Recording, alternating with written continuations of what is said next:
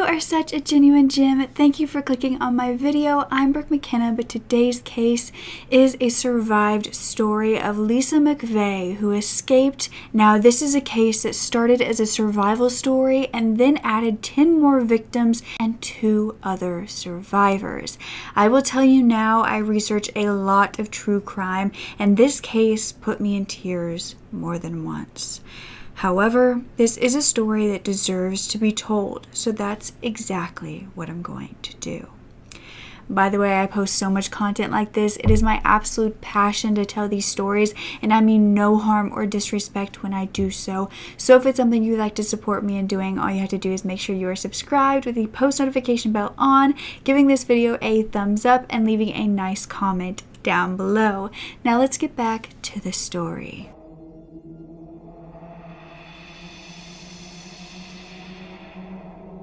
So it was 1984 in Florida, and Lisa McVey lived in Tampa. She was 17 years old at this time and the strongest soul at such a young age. She had endured so many horrific things during her childhood that no child should ever have to go through.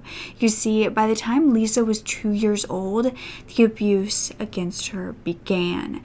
Now, she came from a poor family where her mother, her single mother, was actually suffering from alcohol and drug addiction, and this would cause her to eventually go into the foster care system for years, where she would bounce from home to home. Now, by the time that she was 14, she actually was placed with her grandmother, who she didn't really know that well at the time. Now, this was her grandmother and her grandmother's boyfriend, and this was not the safe home that she deserved either, because her grandmother's boyfriend began to sexually and emotionally abuse her at this time, while also holding a gun to her head. This continued for the next 3 years. She lived across the street from the Tampa Catholic High School, and her home was at 1531 River Shore Way. Now, Lisa was also going to work at this time. She was a teenager, and so anytime she wasn't at school, she was at work at this Krispy Kreme donut shop, and she would actually take her bike and ride all the way there and all the way back every single shift. However, November 3rd would be different. You see, Lisa was working a double shift that night, which she never did. But afterwards, she would close up this Krispy Kreme shop that was at Waters and Florida Avenue, which was around 8 minutes away from her home, and she would close the store and get on her bike and begin to ride away. This was about 2 a.m. However, she would never make it home. Her bike was found around halfway to her home, and it was just lying on the ground, and her belongings were scattered everywhere. This included her purse and a whole bunch of Krispy Kreme donuts.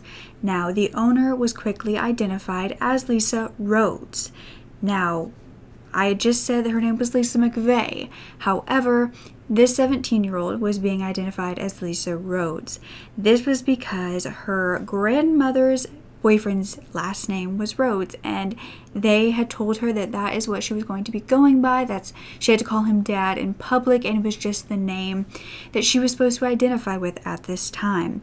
So she was now missing. The search began, and the media broadcasted her disappearance, asking for help in order to find her, but they were coming up with absolutely nothing.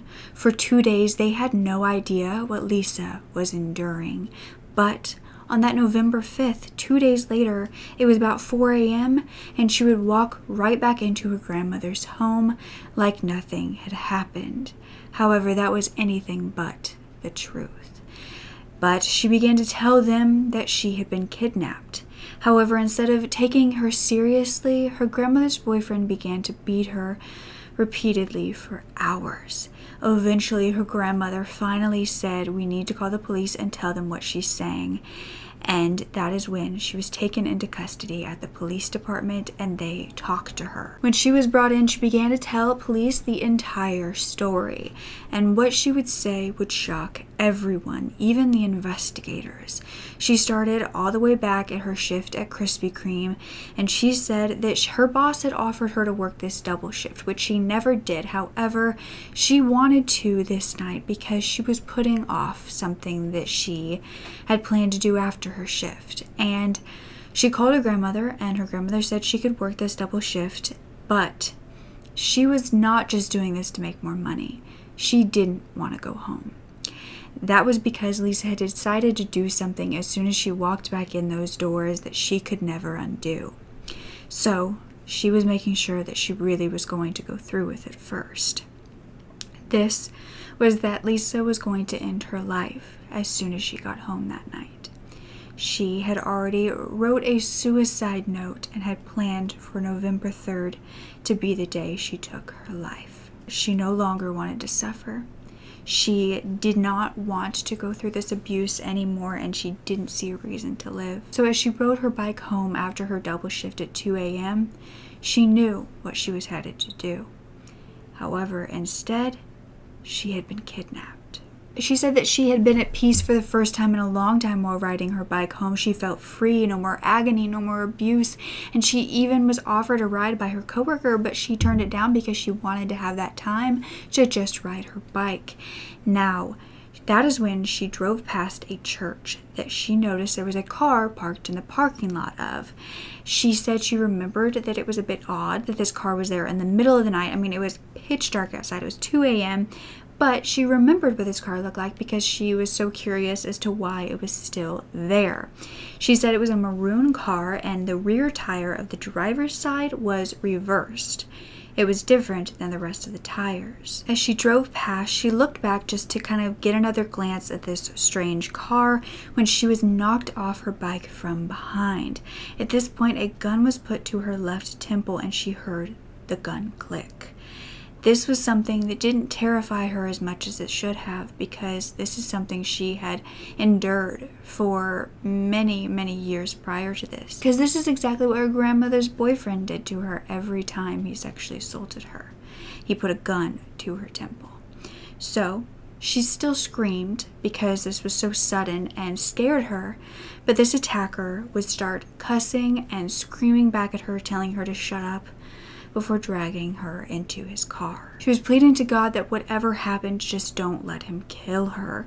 Now this is when she saw the huge hunting knife in his car, and with a gun pointed at her, he told her to strip and perform a sexual act on him.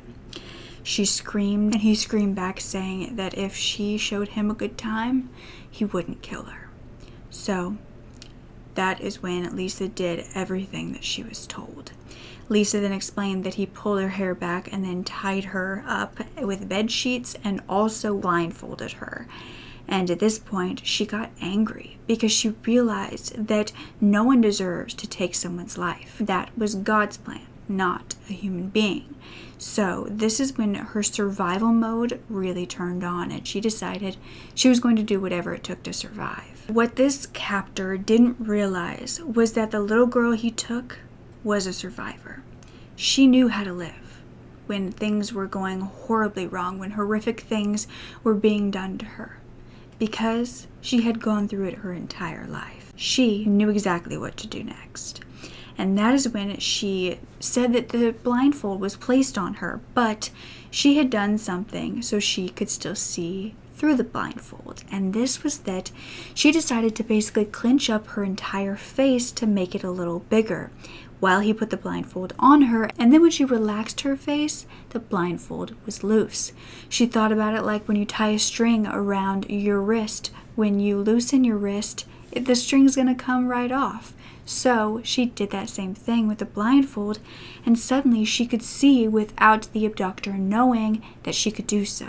Lisa was also a huge fan of crime shows, and she knew because of those that she not only needed to leave evidence behind, but also to pick up as many clues as possible and remember details if she was going to survive and be able to catch this guy afterwards.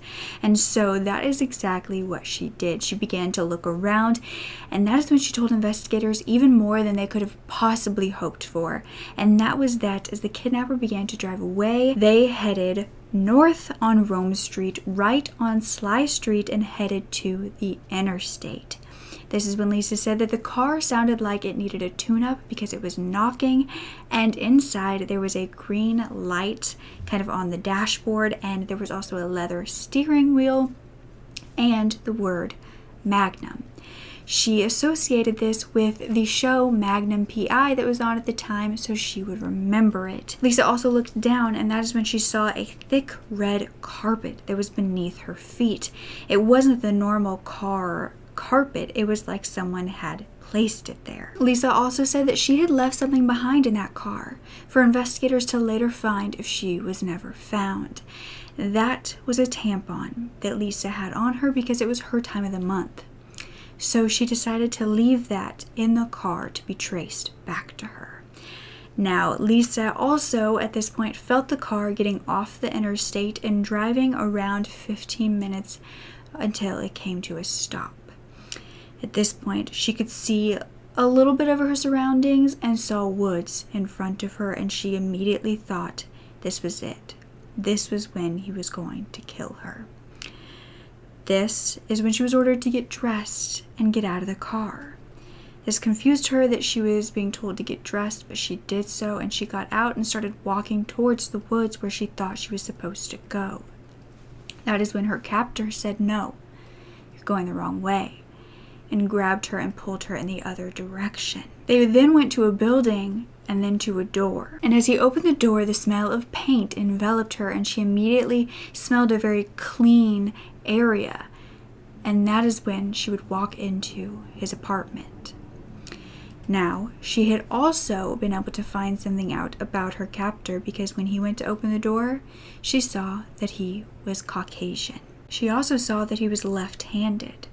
This little apartment had green flooring, and she would then be taken to the bathroom and told to get undressed once again. And that is when her blindfold was also taken off. She was told to keep her eyes closed, and this captor bathed her as though she was his girlfriend. That's when Lisa got up the courage to ask him why he was doing this to her, and he simply responded that he was doing it not just to her, but lots of different women in general, because he had been through a bad breakup.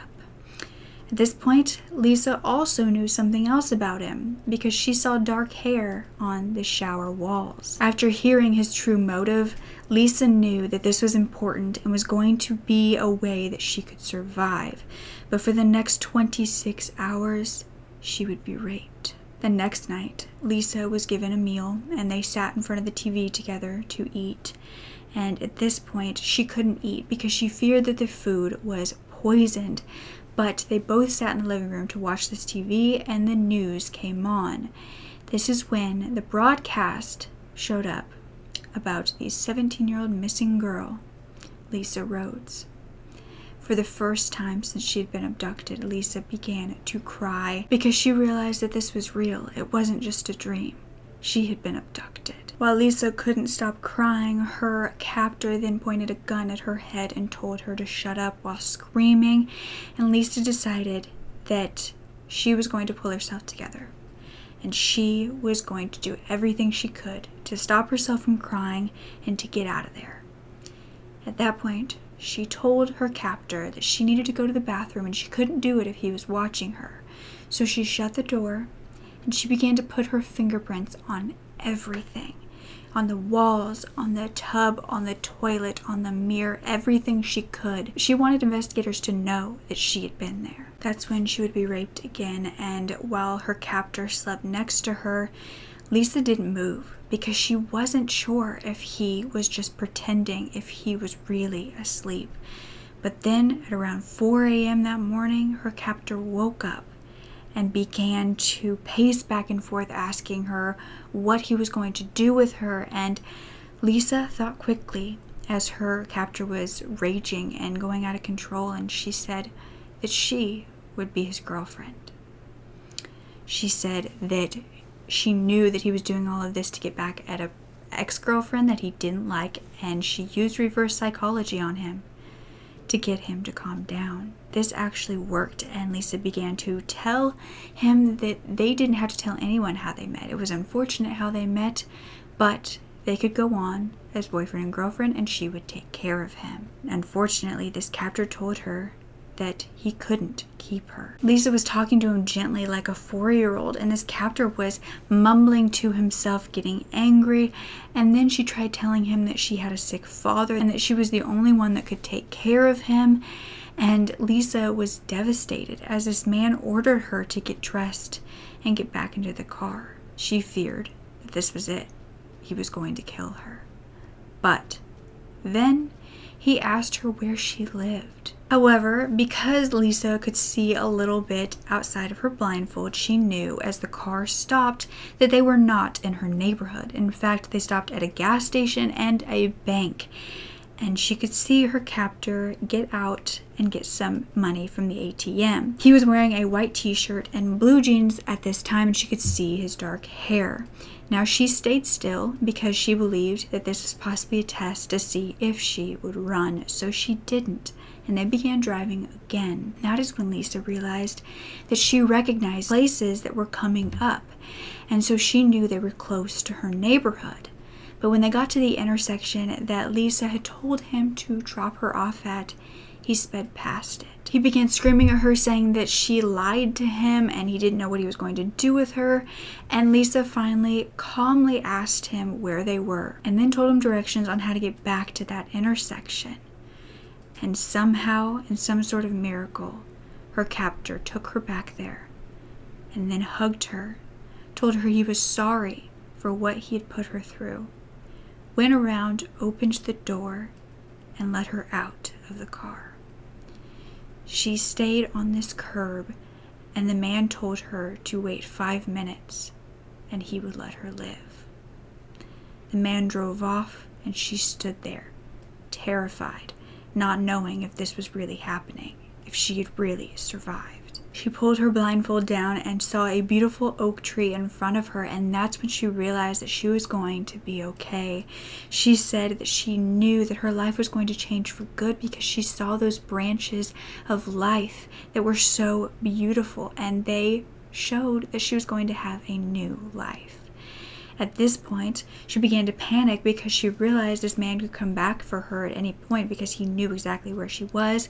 So she began to run so fast, and anytime a car came by, she sped up. This guy, he knew what he was doing. He had me. I could have been dead. I could have been lying down in some ditch or somewhere. And unfortunately, she got to her grandmother's house, but she would just be in for a beating for not being home for the past 2 days. And when she finally got to talk to police, they brought in a sketch artist, and they didn't think that she would really know much because she was blindfolded the whole time and couldn't really see his face.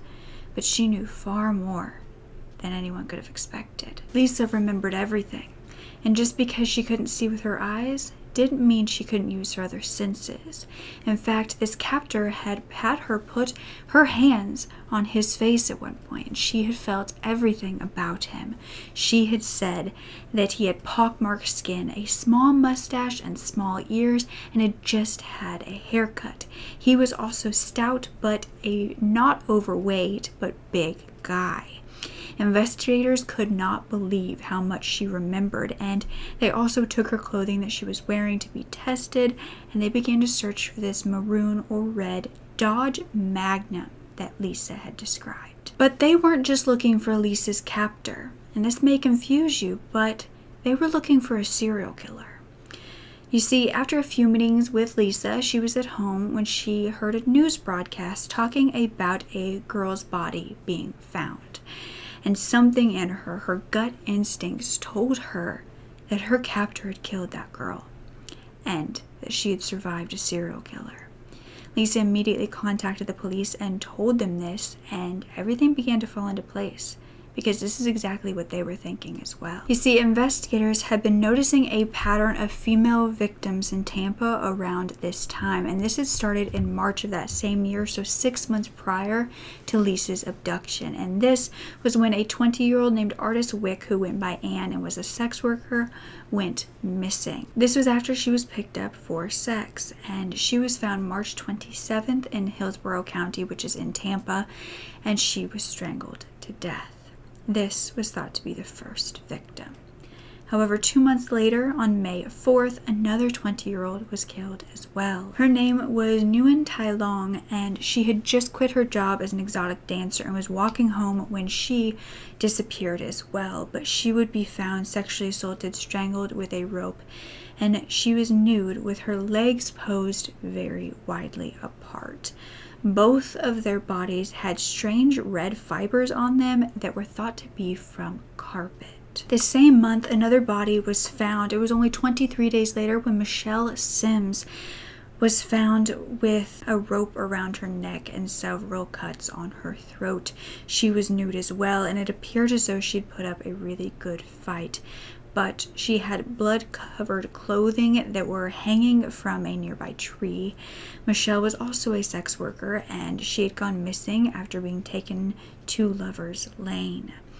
This crime scene would lead to many more details in these murders, though, and investigators found those same red fibers. They also found human hair, tire tracks where one tire was different than the rest, and semen and a footprint without a shoe. The next month, on June 24th, what investigators feared was happening was coming true. Even more and more victims were being found, and this absolutely pointed to a serial killer, but they had no idea how to catch them. The next victim was 22-year-old Elizabeth Loudenbach, who was found sexually assaulted and strangled with a rope and left in the shrubs nude. She had gone missing after walking home in Tampa at the beginning of the month and was now badly decomposed. Her credit card was also used after the murder at several banks where all of her cash was withdrawn. She was a victim unlike the rest. She actually was not a sex worker. She was a quiet girl who loved to read and was walking to her home in a fancier neighborhood when she was abducted. Because this victim didn't match the usual MO of the serial killer, investigators thought that maybe since her credit card was used, it was used by somebody who knew Elizabeth and that the killer knew Elizabeth. So they found that her boyfriend actually knew her PIN number and was one of the only ones who did, so they began to look into him. It was found that he had a rocky relationship with Elizabeth, and they often argued about money. His name was actually Brooks McKinney, and he was questioned and said he didn't use the card at the time, but he did before. However, when he was given a polygraph test, he showed deception. But that is when an alibi was found that cleared him because it said that he was at a party and there were lots of other witnesses. He couldn't be the killer. But the public knew what was happening at this point, and they were all terrified and demanding somebody to be caught. 3 months later, on September 7th, 21-year-old Vicki Marie Elliott was reported missing when she didn't show up to her job. And when investigators went to her apartment, she wasn't there, but an airline ticket was found that she was going to go visit her parents. And so they decided that she was just, out of town, and that was it. So the investigation for her ceased. Now, her case will come into play later in the story, but exactly a month later, a body was found. This wasn't Vicky's. This was another victim who was 18-year-old Chanel Devon Williams, who also disappeared walking home. She was known to be a kind-hearted soul who would help absolutely anybody who needed it, but she was found beaten, nude, and sexually assaulted under a fence, but this victim was also shot in the back of the head. Her clothes were scattered all around her as well, and that same day, 22-year-old Kimberly Hopps went missing as well, and she was a sex worker.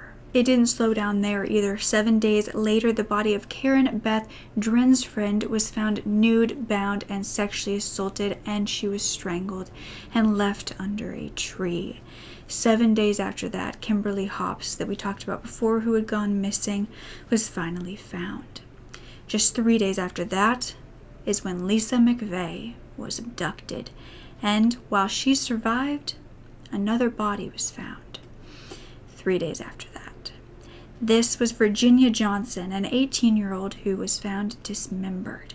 Now, this was extremely different than the rest of the victims. However, it appeared as though that was a result of the elements, nature, animals, and that strangulation was actually the cause of death. 6 days after that, another victim was found. This was 21-year-old Kimberly Swan, who was found strangled on the side of the road.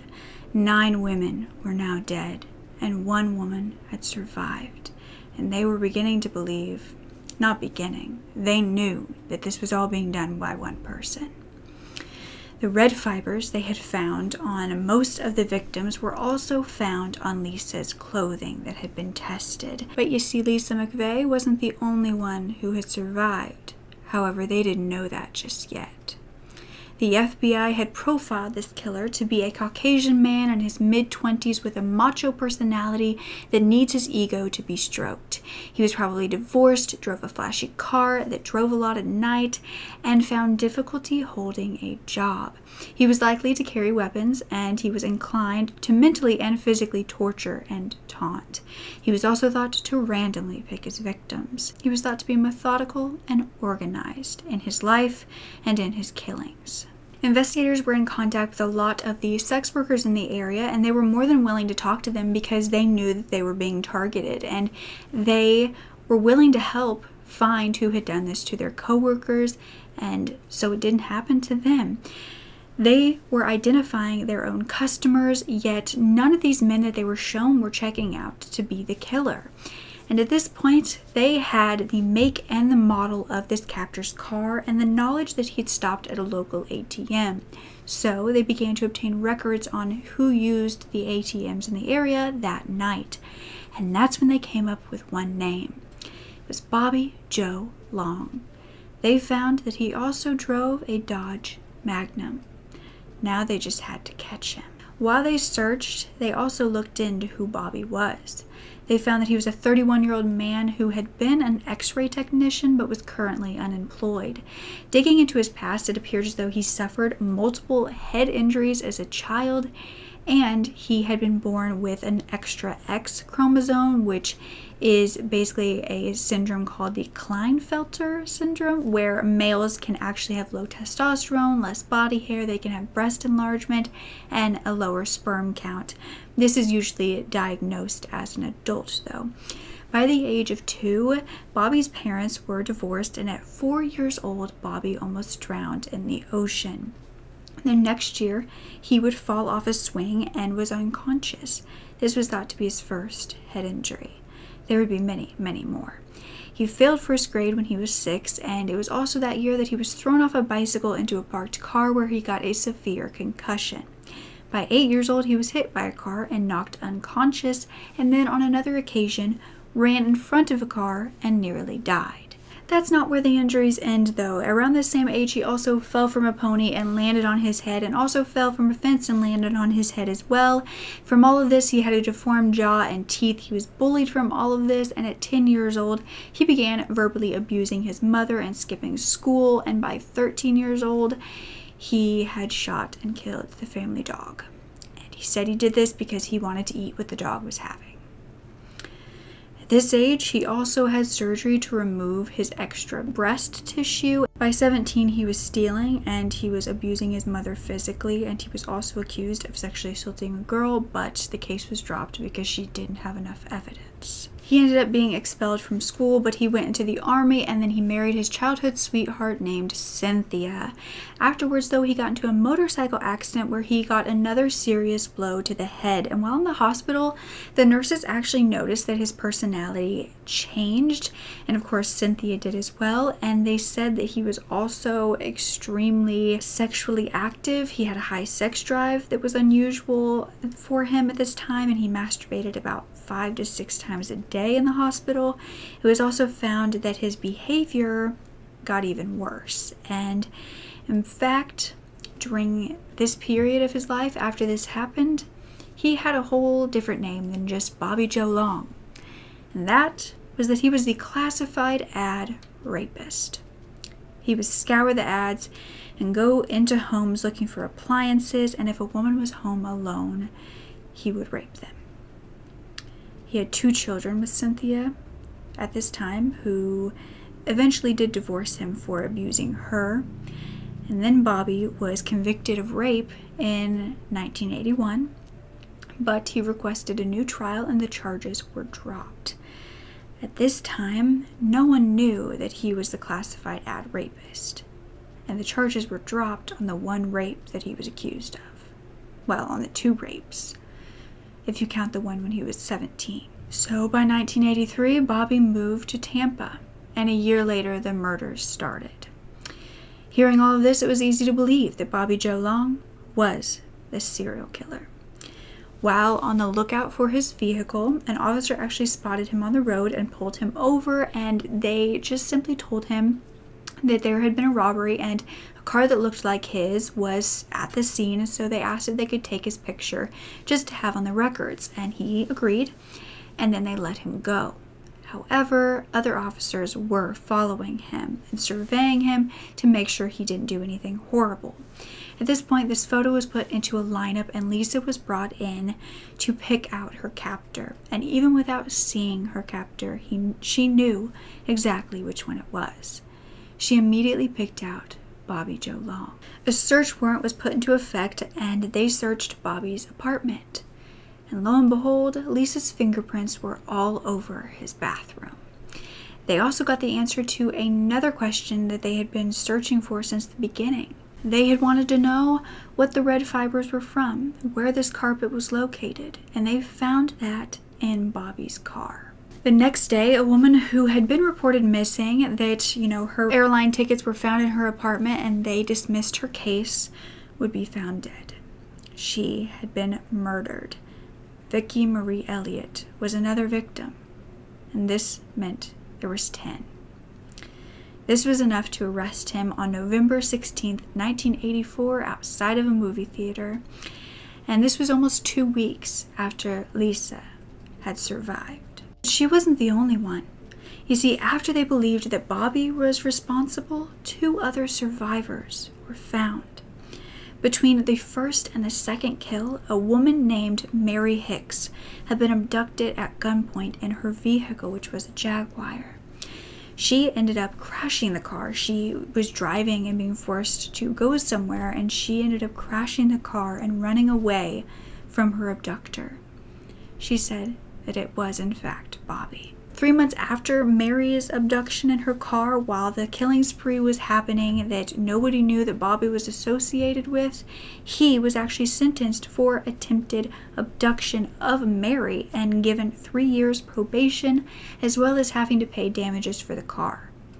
So they found him as her abductor, but they didn't know he had anything to do with the killings. The other survivor, this was a woman named Linda Nuttall, who had been attacked between his 3rd and 4th victim. She was 33 years old and had met Bobby when he had responded to her newspaper ad for furniture that she wanted to sell. He came into her home and assaulted her. But, of course, she wasn't the only one assaulted by him, because he was the classified ad rapist that nobody knew about until now. Bobby was brought in to be questioned, where he confessed to abducting Lisa. But that wasn't enough for investigators. And as far as the murders, he said he'd rather not answer that. He then finally confessed to killing all of them, and also confessed over 50 rapes across the state of Florida. Over 50 women who were survivors themselves. Now, while in jail, a private investigator actually received a letter from Bobby's cellmate, because Bobby had written a letter saying that he had a plot to kill a girl and then take his own life after escaping jail. This was, of course, stopped, and Bobby was taken to trial, where he would plead guilty to 9 murders in total. However, I couldn't find which victim that he didn't confess to at first, but his confession was actually thrown out. However, he was still found guilty and given 26 life sentences without the possibility of parole, and 7 life sentences with the possibility of parole. And he was also sentenced to death for Michelle Sims' murder. Bobby was found to be a sexual sadist who had a temporal lobe epilepsy. It could cause an altered state of consciousness from all the times that he had hit his head. And he had severe antisocial personality disorder, or being a sociopath as well. The next year, he actually confessed to the 10th victim. His ex-wife, Cynthia, came forward saying that she had a huge regret in her life, and that was not just in marrying Bobby, but not killing him. Cynthia said that he would brutally beat her, and she regretted not shooting him and killing him. He would choke her, slam her into things, knock her unconscious, and then he would cry and tell her that he would never do it again. He always did. One time she pointed a loaded gun at him, but just couldn't do it. She believes he is now getting what he deserves and is so sorry to all the victims for not doing more. Lisa McVey kind of feels the same way. You know, at first she had a lot of survivor's guilt and didn't know why she survived over the other girls, but she's also so grateful that it was her and not someone else who was a victim instead of her. And after that, Lisa, who was 17, was able to be placed into a better home that didn't abuse her after she had the courage to tell officers what was happening to her at her own home. In 2005, when Lisa was 38 years old, she actually became a deputy at the Hillsborough County Sheriff's Office. She said that she wanted to be a protector and didn't want to let anyone get hurt on her watch. Today, Lisa works at the Buchanan Middle School to help kids who don't have a good family like she didn't, and to make them aware of her story and what can happen. And she said, "I wasn't going to allow anybody to hurt me again, and the only way I knew how to do that was to get into law enforcement. My empowerment comes from being so helpless and lost. That feeling I had when I was 17 years old, I'm not lost anymore. I'm on top of my mountain, and it feels pretty good." Lisa still struggles every day though, and even though, you know, she's survived everything that she's been through, I think it's important to remember that healing and surviving doesn't mean that the rest of your life is easy. But even though it takes hard work, it's worth it. Now, Lisa still has nightmares and wakes up every day around the same time of her abduction. Ultimately, Lisa is happy for everything that's happened to her in her life because she believes that it saved her life. She was also asked what she would say to Bobby if she could, and she said, "I would say thank you for choosing me and not another 17-year-old girl. Another 17-year-old girl probably wouldn't have been able to handle it the way I have. I truly believe that all the abuse I've been through in my life helped me get out of that situation." She said, "I'm a survivor and a warrior. There's no victim here." She's also forgiven Bobby for what he did to her, because not doing so puts her in as much of a prison as he is in. And now she fights for justice and healing for other victims and continues to share her story around the world. And listening to her talk is the most breathtaking yet heartbreaking yet motivational thing I've ever listened to. And this woman took her misfortune and made strength and wants to give that strength to everybody else. And I just think that that's beautiful, to be able to survive and to be able to not become hardened by what you've been through. Her main goal is to speak out for Bobby's victims who can't do it for themselves. Now, in April of 2019, the governor actually signed Bobby's death warrant, and on May 23rd, after eating his final meal of roast beef, bacon, french fries, and soda, Lisa was in attendance, and she actually cried as it happened because she said that a peace came over her. Now, a shirt worn said, "Gone but never forgotten" on the front, and on the back said, "The ones who matter," with a picture of every single one of the victims. Regardless of how you feel about the death penalty, this shirt is how all of us should feel. The victims matter. They matter more. If you want me to do more survived stories, always feel free to leave suggestions down below on what you want me to cover. And don't ever forget to speak up. Your voice is powerful enough, and I love you to absolute pieces. Okay, bye.